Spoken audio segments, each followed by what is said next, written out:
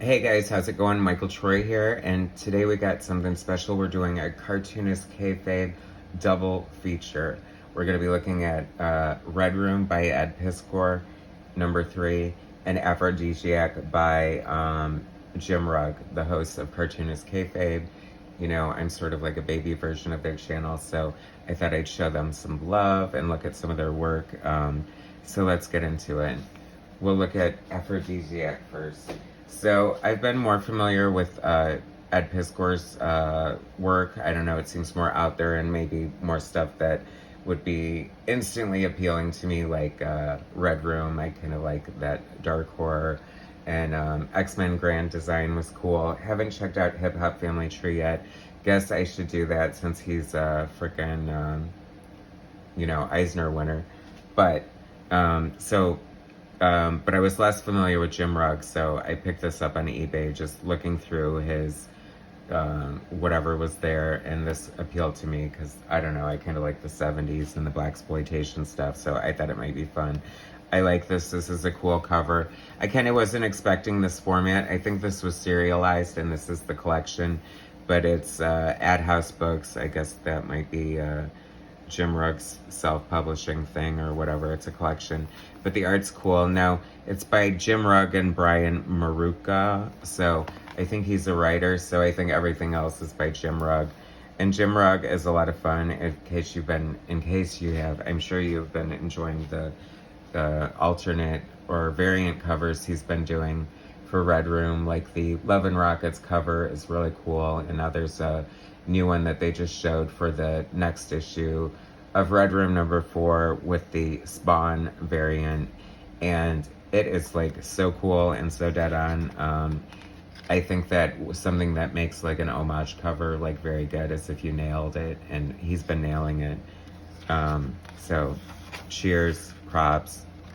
By the way, please subscribe to my channel if you're new here. It really helps out. I really appreciate it. It's like nothing just to hit that little button. So there's a lot of things going on here. If you watch Cartoonist Kayfabe, you know that Jim and Ed are like hardcore comic book artists, and they just love the craft. I think like there's so many things, like extra miles they go through to like get the aesthetics that they want, as far as using like vintage screen tones and just sensibilities like that. It's got this nice sort of like Xerox look to it. Just lots of great art. I really admire his, one thing that stands out to me is his inking skills. They do a lot of videos too where they're showing their art in progress, so those are always fun to watch. But I really like, it looks like really nice brushwork too, and he's just got a great sense of design. I mean, it's silly and over the top. I mean, I guess his name is Afrodisiac, so he must give off some sort of pheromone that makes people fall in love with him, because of course every straight male fantasy right here is converting these lesbians, and I had to LOL at that because that is just kind of hysterical. Like male macho power fantasy right there. That's a great shot there. I just love that. The inking on here is so good. It's so much fun. It's funny just the way this book is like hard bound or whatever. I don't know. It's bound. But it reminds me almost like a children's book, which is kind of funny because it's so not a children's book. But then you got this sort of like aphrodisiac duck, and like I love this retro like sort of like 60s lettering, and just this fun, like in this issue special guest star Super Beaver. There's a lot of humor to this, and I have to say I didn't know Jim Rugg was so funny, but here it is. This is cool here. This is definitely like Steve Bissett sort of dinosaur kind of thing going on, and it's got that like almost what do you call it, artist edition look, how you can see like the page info and stuff like that. So I like it. Like this is full of stuff like that. I mean, this looks like, you know, throwbacks to 50s science fiction and just like so many good things. So it's a lot of fun. It's very engaging. Little Nixon in there. But the story in itself is good, but I really like these little covers that break up the book and just It's a lot of fun. I dig his style, and now I'm curious to find some other stuff by him. So if you guys have any good Jim Rugg recommendations, please leave them in the comments. What should I look at next? Because this was what popped my Jim Rugg cherry, and I dig it. He gets a little cosmic here. That's what I like, the genres. They have such an appreciation for like different genres and all kinds of different art styles and you know, things like that. So I just think it's really cool. Like, what is he playing tennis with Jesus over here? But this is a good character. I like him. I could definitely see this like as a movie. Maybe it's the wrong time. I don't know. I mean, it definitely would have been a good blaxploitation movie in the 70s, but this is obviously a loving tribute and a send-up to that. And it's just kind of all over the place, like this manga influence here. Kind of fun, right? This looks like a Saturday morning cartoon. Actually, it would be a really good Saturday morning cartoon. Here we go, sideways. When I'm reviewing image books, I always say it wouldn't be an image book unless you had to flip it sideways half the way through the book. But this is definitely some like old school, like really technical sort of, I don't know, like Wallace Wood kind of fine feathering with the brushwork and stuff like that. So I really dig it.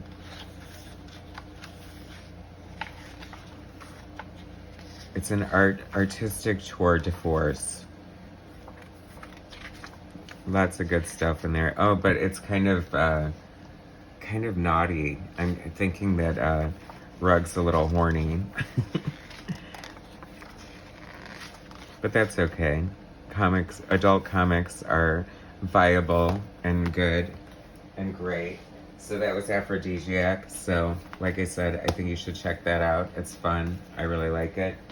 And I'm looking for more Jim Rugg recommendations. So this is Red Room and number 3. I was kind of on the fence about getting number 3 because I got the first 2. And while I liked them, the over-the-top violence, so trigger warning again, sort of gives me pause and makes me a little leery. Even though I love horror movies, it's really weird. Like, even when I'm watching Botched on TV, I have to turn my head if they do anything too gross. So I'm sensitive like that. But this story is so good, and the characters he introduced are so likable, and we'll get to that in a second. Here's the variants. If you see, there was a Jim Rugg variant of like a parody of homage of Teenage Mutant Ninja Turtles, and when I picked this up, the owner of the store, Mega City One in Los Angeles, by the way, mentioned that variant to me, and he's like, oh, I'm like, oh, I didn't see it over there, and he's like, yeah, it's $80, so no thank you, guys. I know a lot of people are upset because they aren't able to get this Teenage Mutant Ninja Turtles variant because of availability and or price. And I thought, you know, it really sucks. I hate when something negative like that happens out of something that's supposed to be good, because it's a great incentive for the stores to order more copies and expose more people to it. And, you know, it's good for the creators because, you know, that drives sales of the books. But bad for the fans if you really want it and can't get it. So my solution is to eventually do a collection of all the variant covers and just do it as like a one-shot gallery book. I know that's not as exclusive as having the actual cover, but I just like looking at the art. So if they were all together, that would totally work for me. So there's my suggestion for what it's worth. But anyway, so these, the good thing about these Red Room books is that they're supposed to be self-contained stories. So it doesn't even matter like where you come on, where you step up. It's a basic premise of these Red Rooms, these, you know, dark web sort of pay for pleasure kind of to witness disgusting acts, and but then they have different characters and different story elements, and the characters in this story are so good that I really like them and I want to see where they're going. And like, look how gross and over the top this stuff is. So if you can't handle that shit, I don't recommend this book for you. but it is worth it for the art, and the stories are good too. So, I mean, he's creating something really, like, I don't know, just deep and lush here. But I like these two. Like, this was kind of um, a cool concept for me. Like, this guy winds up having to sort of help the government take down Red Rooms because he's the one who did the coding for the original Red Rooms. So I thought that was cool. And his wife or girlfriend or whatever made a bunch of money off of an app while he was in prison. So he comes home to this mansion. And once again, I love the aesthetic. Like, it's very indie feel. And I have to, like, I mean, as you can see, there's like some sort of, love making going on here. So turn your eyes if you're triggered by that. I don't know where you would be, but he just created like these really interesting characters that, like, I love his facial expressions. Like, within a like one shot characters I've never seen before, he quickly like made me like them and care about them and kind of want to see where they're going. So I think that takes a special skill, and something you don't really see in mainstream comics. Another reason to love underground comics or indie comics. You won't get these kind of great like facial expressions in like your average like Marvel or DC comic. I don't know why, but that's how it seems to be. And it is so gross and over the top.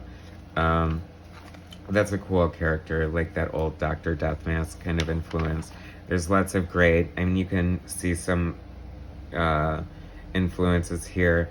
Like this government guy, this FBI guy, totally looks like Henry Peter Garrich, the redhead with the crew cut from the X-Men franchise. So I'm wondering if that is done on purpose or if that is just the way my brain is working.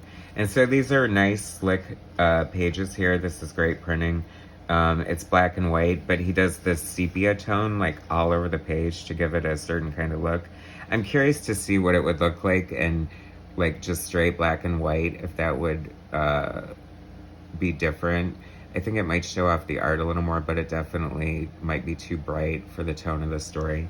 And plus, he does all this like duo shade effect, and someone kind of explained how he does it because it's like you treat the paper, and I guess he did a bunch of different patterns and sort of scanned it and then uses them wherever he feels appropriate. And there's heavy use of that, and I think that when you do something like that, you can definitely run into the trap of like overdoing it or using it too much. But the balance is just spot on. Ed is a graduate of the Kubert School of Comic Book Cartooning. So, I mean, he definitely has the discipline and skills of a great artist. So, really, hats off to him for that. But it's fun. Like, this is the kind of stuff that I love. It's like, like, it just harkens back to like old school kind of comic art, the stuff that they love to talk about on their Cartoonist Kayfabe show. If you don't know what that is, and I'm sure you do if you're watching this video, you should definitely check them out, because they do what I try to do, exposing people to stuff they may not have seen before and explaining why it's so awesome. But I just love this. That's so great. And just like this is another, like I say this all the time, like comic books are just such a great medium because they have so many tricks up their sleeve and different ways of storytelling. And I think that the problem with a lot of modern comics is they're just trying to be cinematic like movies, and they miss out on certain things like this, like break the borders, draw this, like his hands waving in the air. That's like cartoonish in a way, but it's just a tool of storytelling, and it just is, in my mind, what makes comics awesome, and why I've always loved the medium of comics, and how I'm able, it doesn't matter how great the special effects are in a movie, I can always come back to a comic book and just drink it in like the best piece of creative fiction on the planet. like see here he's like pulling off his fingernails. That's too much for me. But whatever. Enjoy yourself and do what you got to do. Keep on keeping on. I'll keep tuning in. I'll just have to close my eyes for a few panels. But the good thing is, like I said, I really like these characters, and I was kind of like halfway through it, I was like, oh, I'm kind of mad that these are self-contained stories because I would really love to see these characters' arcs and where they're going, because I think they're some of the best characters introduced in the book so far. And Ed explains that he kind of liked them too, and he'll probably revisit them. So please, Ed, please tell us more. Give us more of these two. I want to find out what happens. And I think the other good thing about Cartoonist Kayfabe is like it sort of feels like a big brotherhood in a way, or whatever gender appropriate word that would include females, like a society of people who just kind of love comics and are like-minded like that.